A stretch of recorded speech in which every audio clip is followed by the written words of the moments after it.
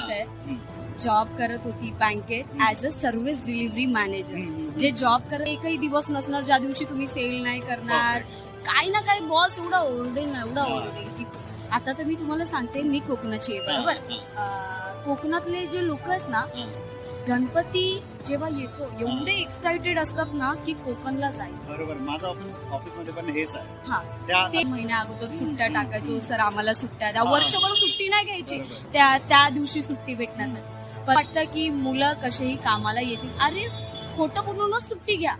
एकतर मी आजारी पडणार, बोलणार की मी आजारी, तेव्हा मला सुट्टी भेटणार, या फिर कोई घर में ऑफ हो गया. हा, नाही तर बोलणार गोळी खाऊन ये, तू करू शकतो. मला ना बिझनेस करायची आवड कुठून निर्माण झाली मी तुम्हाला सांगते.